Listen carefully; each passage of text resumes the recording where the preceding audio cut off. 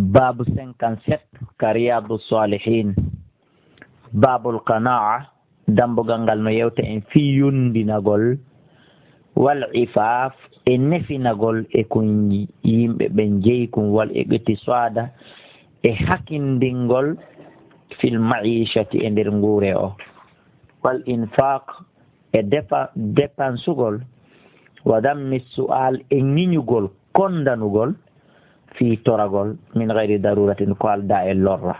bimana toragol tun ko alda e nganta qala allah ta'ala la dali wa ma min dabbatin ala min minutukum fil ardi kalaydi illa ala allah rizquha siona ko alla fawi arsugol kum bimana dum no firi yokun holor alla takun holor goddo go wata kun tajo kadi wata ko yurmin kino wa qala ta'ala la dali lil fuqara haray ko ittete sadaka kon hino wodani wasuɗuɓe ɓen alladina ɓen uhsiru sakkaɓe fi sabilillah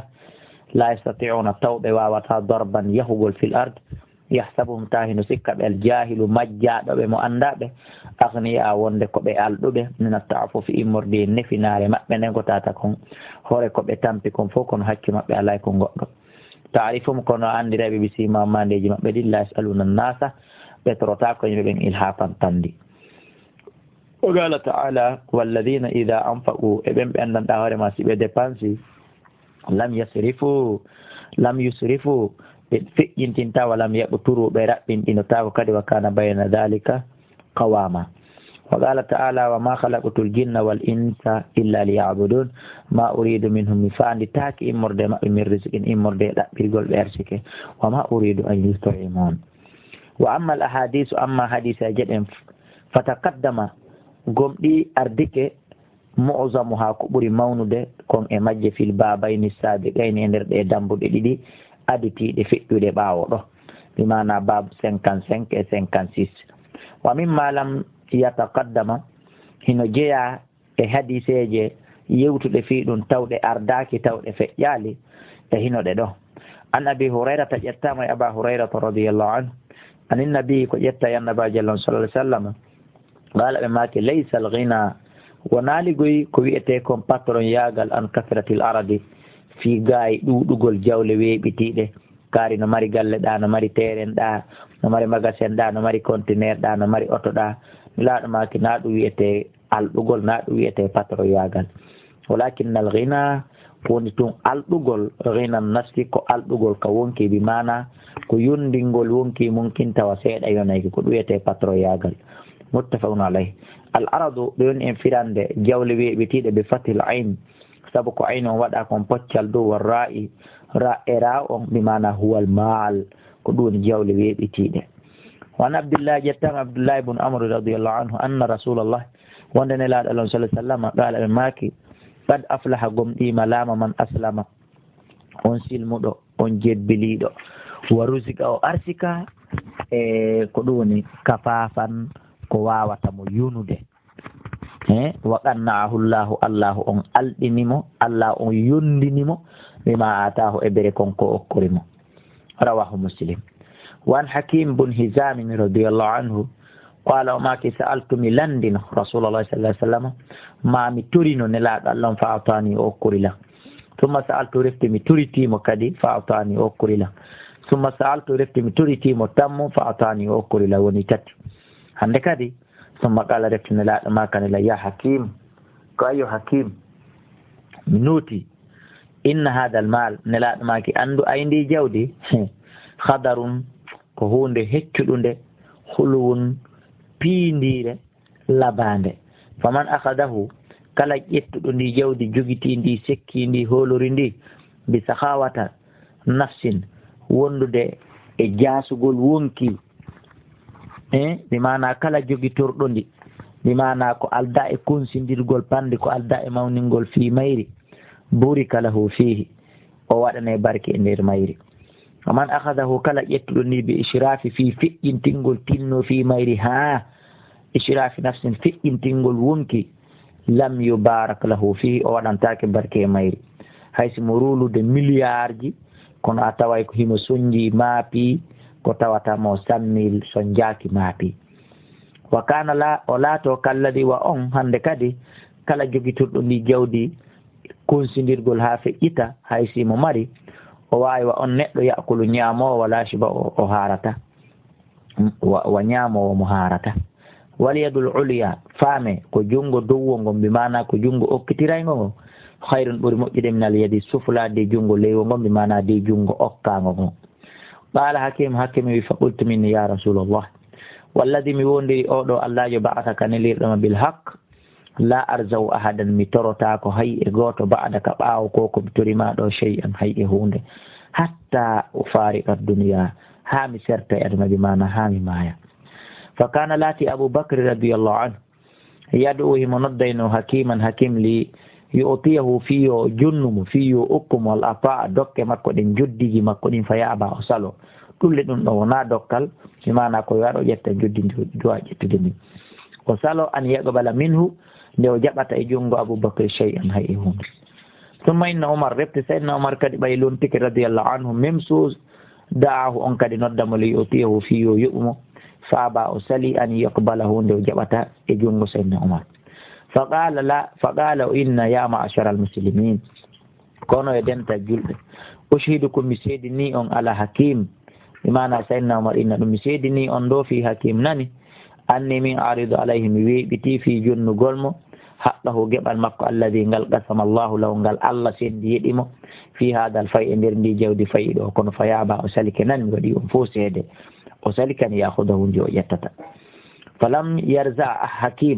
hakimu toraki ahadan hay e goto min annasi immorde yimɓe ɓen ba'da annabi ɓawo annabajo allah sallah sallam makko ko toriɗo hatta tuwuffiya ha o maayi muttafaqun alayhi. enen ka yiyaɗe wohiɗe yurminkino si ɗen mari ɗo musidɗo goto wonɗo ka leyɗe Angola ma Europe ma Amérique en fof hiɗen teggitomo hiɗen nodda téléphone hiɗen nela sen heeɓi ɗo goto no maɗo ka gouvernement ministre ma directeur ma secrétaire en fof meɗen hiɗen teggitomo hiɗen nodda hiɗen nela hiɗen koɗo hiɗen weera. sen heeɓi goto voyage o Chine ma Dubai ko wan noon kadi la même chose goɗɗo woto wono yonginiɗo yimɓe ɓen heɓe firande yarza'u ko wiyete yarza'u bira in sabu oɗo ra summa zayin refti zayi on summa hamza refti hamza on ay lam ya'khudh o ƴettali min ahadin immorde hay goto shay'an hay hunde o toraki goto o jaɓali goɗɗum e jungo goto. wasulul ruz'i ko woni tigi tigi ruzu'i an usanu ko ɗuytagol mi mana o ɗuytanali goto ay lam yunqis o ɗuytanali ahadan hay goto shay'an hay hunde bil akhdhi minhu sabu jaɓugol goɗɗum e jungo makko. wa ishrafu nafsi hiɓe firande wo ko wiyete teddingol wonki feƴƴintina ka wonki tatalluha ko ƴellitugol wonki kin wa tama'uha e tañƴingol wonki kin bi shay'i sabu hunde nden. wa sakhawatu nafsi ko wiyete hayfingol wonki hiya ɗum adamul ishraf ko wasegol hittingol feƴƴintina teddina ila shay'i faade hunde nden. wa tama'a ko wiyete tamƴinagol wa tama'a e fi tamƴinagol fi hunde nden. wal mubalati e feƴƴintingol wattugol yiili konsindira li fi hunden washarahi bimana e fi mawningol hittina weltora fi hunde nden. وعن أبي هريرة ƴettama e أبا هريرة عن أبي موسى الأشعري رضي الله عنه قال وماك خرجنا من يلتن مع رسول الله wondude ne laaɗo Allah sallallahu alayhi wa sallam fi ghazwatin e fi e nder jihadi wonanta e menen sittatu nafarin komin jeego baynana e hino hakkunde amen wiɗen hino hakkunde amen ba'irin mbabba woota pet waɗɗetemba hakkundeji amen o waɗɗo seeɗa sep o kadi waɗɗo seeɗa o kadi waɗɗo seeɗa ko noon min gerdi e na'taqibuhu meɗen luntodira e mabba o waɗɗo o waɗɗo o waɗɗo fanaqibat ha seeki damuna teppe amen ɗen sabu ɗuɗugol seppugol ngol wanaqibat seeki gadami teppe an ɗen wa sakasatu asfari peɗali an ɗin suli hakke seppugol ngol ko ɗuuɗi fa kunna men laati na luffu meɗen taara ala arjulina ka koyɗe amen alkhiraqa linsere sabu wulugol leydi ndin e ɓooyugol teppe ɗen فسميت هاوئة جمع غزوة ذات الرقاء جهاد جوميران كأبي لما كنا تمنى من لاتنو سبق من لاتي كنا أسر من إنحب على رجلنا إدوكو إدامن الخيرة اللينك قال أبو بردة أودوي فحدث أبا موسى يندقون أبا موسى يوتي بهذا الحديث نديد ويوتي عليه فيلتي ثم كره ذلك رفتي أودا أنيك أودا فيلتيكم وقال ما كنت من ملاتك أصنع من غول بأن أذكره في يومي فيلتكم قال وكأنه أشك كان كره أن يكون دلالة شيئا قد من عمله مرد غول مكره أفشاه قطاة وساكتي دون عليه فيلتني كده متفق عليه كان نقول مودي غول المؤجل ما يورد ذكر والفل نقول حقونه جماعه وان عمري بن تغلب يتما يودو بفتح التاء سبق تاء ودا كون بوتال دو المثنات تبادو ديمتا فوق دو واسكان الغين سبق غين اون ودا كون قول المعجمه تبادون وكسر اللام سبق لام ودا كون بوتال لي رضي الله عنه ان رسول الله وندن الله صلى الله عليه وسلم أتي بمال وأدنى جودي أو سبين ما دون نانغابي ما كده نانغابي أدى فقسمه وسندي دون دو كلا كوني فأعطى رجالا أوكي وربغو وترك رجالا وأكي وربغو تيفو واتاهبه فبلغه هيوتي مكان كونيلا أن الذين وند بين ترك بيو أكي بيورمك جنود عتبوا بأي بنيمو مؤيا كان كونيلا بفديمو فحمد الله كان كون لا دو يتي الله ثم اثنى عليه رفتي امانتي الله ثم قال رفتي اماكي اما بعد فوالله مي وندير الله اني من لو اوتي الرجل مي دو اقرا دو غوركو مي دو يدا دو goddo هو ادعو الرجل مي دو داوا كدي غوركو غو والذي ادعو امي داوي احب الي توك برا ييده ka an من الذي دي اوتي مي اوكي ولكن نسكوني تنين ina ma'uti ande ko mi okkata aqwaman ko yimbe lamma ara sabu ko mi lima ara sabu ko mi kon fi qulubihim imode ka bernde ka der berde mabbe minal jazai imode suno wal halai eden jere bi mana ko bembe mi ka berde mum hino denji hino mapi tun hino jibi tun hino suni tun ko bem mi jonnata wa akilu aqwaman nyama yimbe go wa akilu aqwaman mi akkida yimbe go mi fawa yimbe go mi ila ma ja'ala Allah faade konko Allah wadi fi gulubin ka berde mabbe min al-ghina imurde yondinaare ko be jogi kon kambe mi akkida baydum no wal khair ya mabbe minhum no jeya mabbe amr bun tughliba qala umar sayyidina umar maki bun taghlib fa wallahi mi wondir Allah ma fu dum yida annali nde wodan talan bi kalimati rasulillah sallallahu alaihi wasallam humurun ni'am ngelodi bodieji din few tay mi dande yo mi hebu din don ta ko kongol ne laado ngo mi fadi rawahu al-bukhari al-hala'u ko wi'ete tenjere huwa ashaddul jazai ko sunare hafiditi wa qila wi'ama ad-dajaru ko ittagol wa an hakim yattama hakim bin hizam radiyallahu anhu anna nabiyya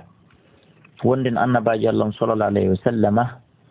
qala ma ki al yadul ulya ko jungo dowo ngo khairun buri mojjude min al yadi sufla de jungo leywo ngo wa buda fuddor bi man ta'ulu bembe nuda ya akhi wa khairu sadaqa ko buri mojjude sadaka ma kana ko wonko lati an zari ghinan gay bawo yundinar ne bi mana hara itti ko agasata e bawo mun kon anyami ko gasata yundinorde ko ma a bornike ko gasata yundinorde ko ma a yari ko ka gasata do yundinade hoore mum okkitira non kon ko heddi don kon sadaka buri mobbude wona ya ƴettuɗo ko a wawata yundinade ɓawa muɗum okkitira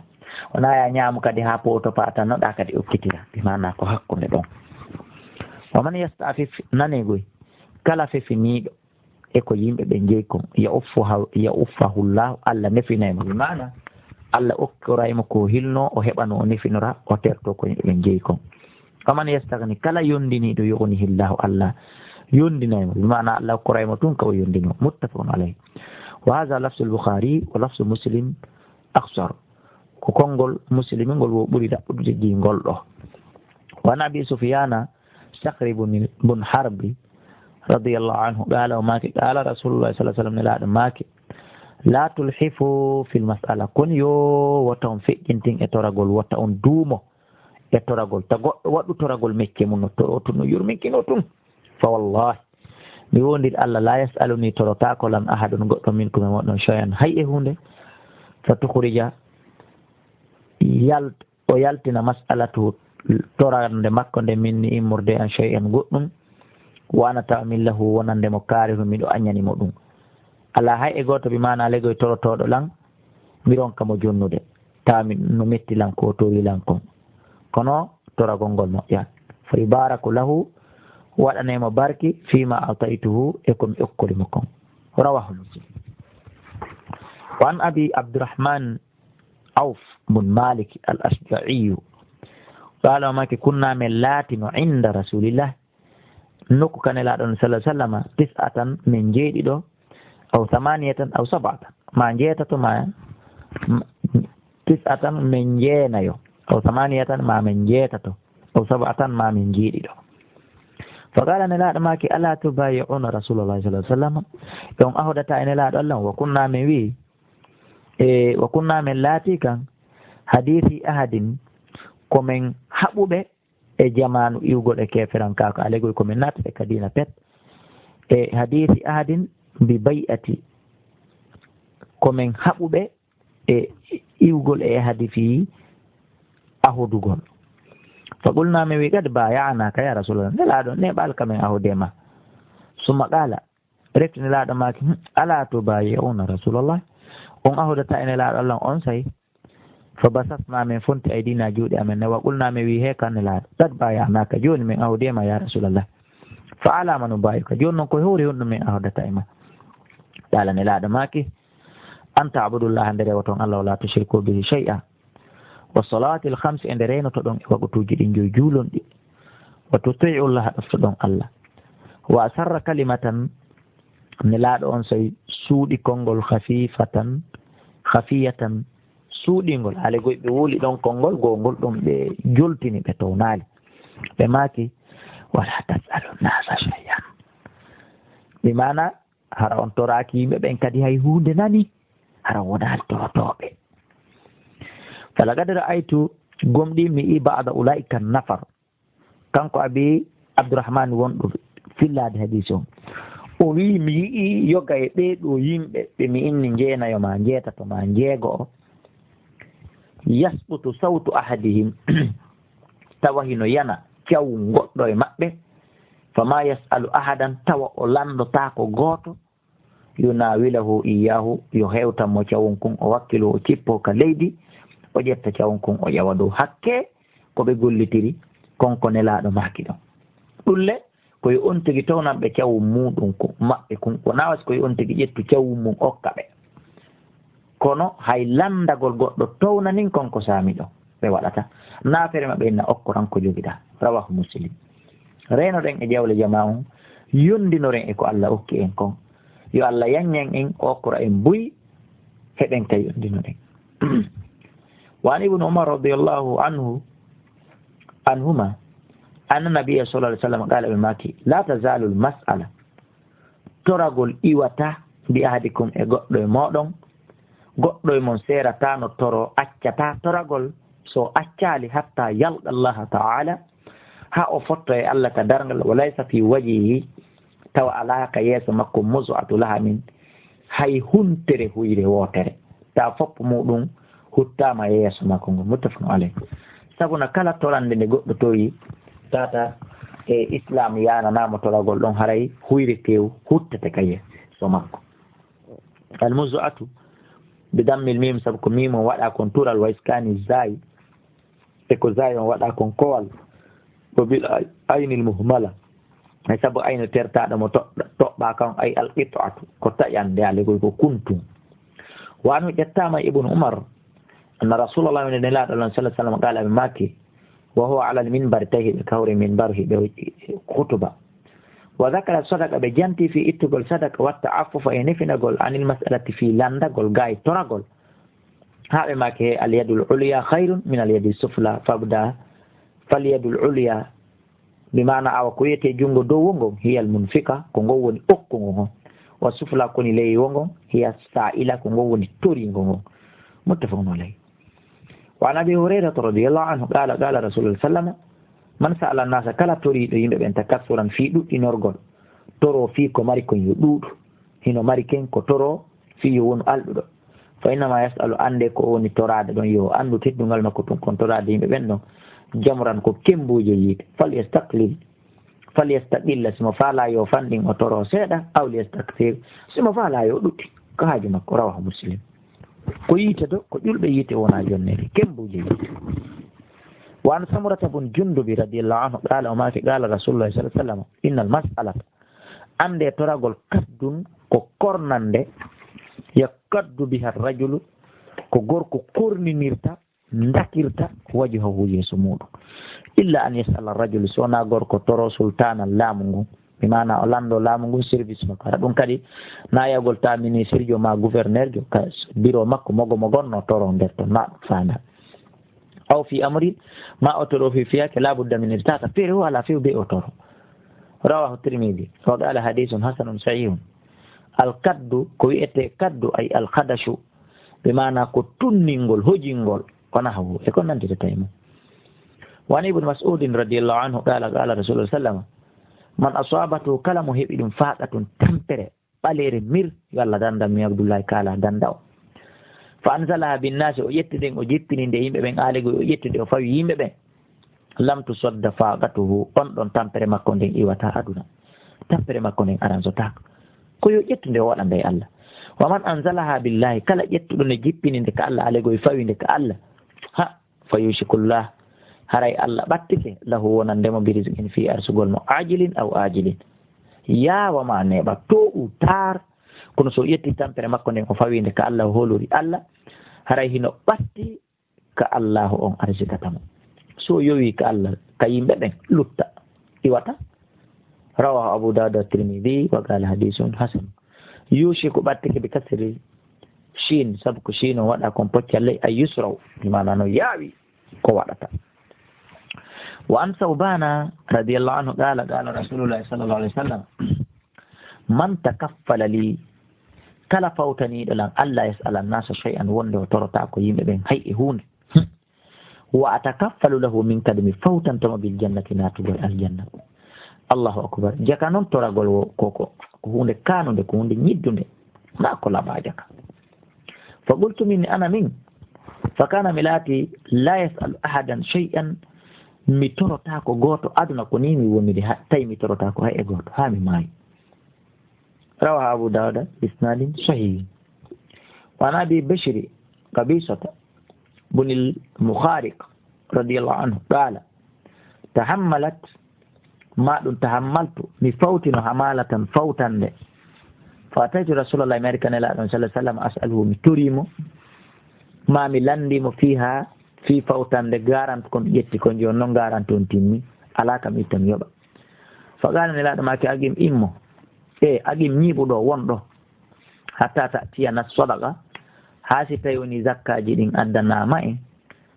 addanama men fa namuru laka min yamirante yo débloqué biha e muɗum seeɗa henduɗa. summa qala reftinilaɗo maki ɓe watti ɗon he ya qabisa kayo qabisa innal mas'alata andu toragol la tahillu ɗum dagotako illa li ahdi salasatin siwona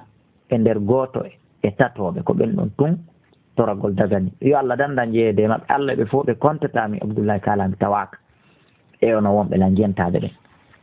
rajulun gorko tahammala hamala o fawto garantu jawdi o yi goɗɗo no sokkoyde goɗɗo ma no piide ma no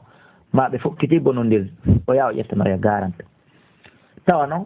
délai on hewta tawa ala oɗo fa Allah tala no daganimo almasalatu toragol hatta yusiba ha o heɓa ko yoɓira garante mo ƴetti kono summa yumsi ko refti o bulo ka o accitale goye toragol ngo ila ka o heɓi ɗon. mi yalaki ɗum o yalaki ɗum miɗo yeeli intervenant ngol yimɓe kono koye taw har Allah no yanñanilam miɗo yeeli kala mo mi ƴettanta garanta mo hokkilam possibilité mi ƴawnay tun ka jiiba mi yoɓa ɗon e ɗon. wa rajulun e gorko asabatu heɓa mo jaihatun perdi wujjegol ma sumiregol ma yoolagol ma jattegol ihtaji ijita hatta perdande wotere maalu jawdi makko ndi kombo yeli ɗum kadi wona goto oɗo kadi fallat lahu masala no daganima toragol hatta yusiba ha o heɓa gawaman ko wawata ñiiɓirde min aichin immorde nguure aw qala ma nelaɗo makere no daganimo ha o heɓa sidadan ko wawata uddirde min aichin immorde nguure wa rajulun e gorko asabatu heɓa mo faqatun tampere o meeɗal heɓude goy sakko perda ko tampere hatta yaqula salasatun hata to immo daro wi'a min dawil hijara ko jeeyaɓe kadi jomiraɓe haqqille min ɗowmi e nder yimɓe makko ɓen e nder famille makko on tato heeɓo jomiraɓe haqqille seeɓuɗe e nder famille makko on daro inna he ko ono yo musiɗa jonnidire juuɗe waɗe jokkere enɗam laqad asabat fulanan pellet heɓi kaari faqatun tampere molanande feƴƴitude ne laaɗo maki si yeehi ha hewtani goɗɗo ɗon ɓayɗen andi aray oɗo mo gommo wayi tampere si yeehi ha tawi jaloɓe maɓɓen yiɗanɓe maɓɓen hay mayde tawi ko ɓeɗo yeehi ha satti yurmi ha ɓitti ha ɓeɗo yo heɓo kadi tato ɗum kadi na hay goto ma ɗiɗo yo immo ɗon tato reconnaissanama a tampi toranoma hiya a wallit ha min mi yalaki yahugol ɗon yo Allah dande yahugol ɗon oɗo kadi falatula haray toranike mal masalat e daganike mo al masalatu toragol hatta yusiba ha o heɓa qiwaman ko wawata ñiɓirde min aichin immorde nguure aw ɗala ma nelaɗo maki sidadan ko wawata uddirde min aichin immorde nguure o fama siwa hunna kala ko tawata wona ɗiɗo tati min al masalati immorde toragol ya qabisa ko ayo qabisa nelaɗo maki suftun haray ko jiiɓe ɗum harmi yakuluha hino ñama ɗum sahibuha ɗimmo mum on suhtan ko jiiɓe rawahu muslim alhamala fawtagol ɓe fatil ha saabu ko ha on waɗa kon poccal an yaqa qitalu ko nde gerewil hawrewil yanata hakkude yimɓe wona way ko nandita tawi ɗum bayna fariqen hakkude feddeji ɗiɗi ma hakkude yimɓe ɗiɗo fa yuslihu insan neɗɗo goo ara moƴƴina baynum hakkude maɓɓe ala malin e dow jawdi yatahammalu nde o ƴetti ɗum garante hakkudeji maɓɓe o yaltasimahu o fawtondi ala nafsi e hoore makko wal jaihatu ko wiyete perdi al afatu ko perdi tusibu mala al insan mono heɓa jawdi neɗɗo perdi mono heɓa jawdi neɗɗo wal qiwam ko wiyete on tigi heɓa ko ñiɓira darora de kasril qaf saabu ko qaf on waɗa kon poccal ley ko fatuha no selli kadi ko waɗe poccal dow wona qawam no selli ko waɗuma yaqamu ko konko ma yaqumu ko konko wawata darorde amrul insan fiyake neɗɗo min malin immorde jawdi wona hawi asidadu uddugol bi kasiri sin sabu ko sin waɗa kon poccal maya suddu ko wonko wawata uddirde haajatal mu'wisi haaju alhaali hatto jinɗo sattira ɗon wek fi wawa mo yonude wal faqatu ko wiyete tampere al faqru ko basal ɓarewal mir wal hija ko wiyete jomiraɓe haqqille ay al aql ko hakkil wa an abi hurayrata yattama aba hurayrata radiyallahu anhu anna rasulullah sallallahu alaihi wasallam qala ɓe maki he laysa al miskinu kon yo taw sikku ko wiyete miskinu wonali miskin alladi o yatufu munu jinda ala nas hakkunde ɓen ka butikaji maɓɓe ka cuuɗi maɓɓe no toro fi sabilillahi no ƴawra no jippora neɗano maki na ɗum wiyete miskin de tarudduhu lukuma wal lukumatani tawa hino yiltamo sayre e caaƴi ɗiɗi so ari toragol woɓɓe so ɓe jonnimo 100 francs o yaha so ɓe jonnimo 5000 o yaha so ɓe jonnimo 1000 francs o yaha ni na ɗum wiyete miskin walakinna miskina koni miskin nane de moƴƴa miskin mo tata sa mo hanuɗa jonnude zakka jawdi mandi ma mo hanuɗa jonnude sadaka ma on alladi ko on la yajidu mo tawata mara hinan ngalu yogoni ko wawata mo yonude kono tawa himo yondini himo jokki kadi diina kan wala yonginade yimɓe ɓen hakke ko yondini wala iftanu lahu tawa o ƴoƴantake tode imana tawa a wattantamo yili ko tampuɗo sabuna a yiyatamo weeɓito a yiyatamo yurminkino fayuta saddaku alay awa oɗo sadaka ittete o jonne oɗo sakkete e hoore muɗum ko ɗo awlegoy hana okkorede wala e ɓumo tawa o darotako fes o yimotako fes ala nas altoro yimɓe ɓen awa ko ngu miskinago ɗo woni yelago wonko Allah subhanahu wa ta'ala to Allah waɗu noon waɗu en noon façon hay e hunde miskinaɓe kono ko miskin ɗo woni ko hana okkorede muttafaqun alayhi hadis on ko fottanaɗo haray ko ɗo darsu meɗen on hatti yirtude rewtuɗin ɗum ɗo kala ko famini alhamdulillah kala ko faminaki daiman wa abadan miɗo anda nganto ko yiɗugol jannugol kurkanagol musidɓe an julɓe nanayɓe haala an kan faalaɓe janngude tawa mara ko janna ɗum ka woni ɗon kono ma mara tan no jangira ko ittangol ɓe nden ande ɗon darano Allah subhanahu wa ta'ala dina makko kanko Allah wi'a on tigi kadi darino fewndo mum on embire kum waawi kum wona jogagol gandal numéro téléphone ji ɗi no wooda faalaɗo noddugol faljitala ma faalaɗo noddugol landito fi ɓeydugol yañanede embire kum mi andi kum ma faalaɗo noddugol weltanoma 628 60 53 09 657 même numéro 631 même numéro wallahu a'lam.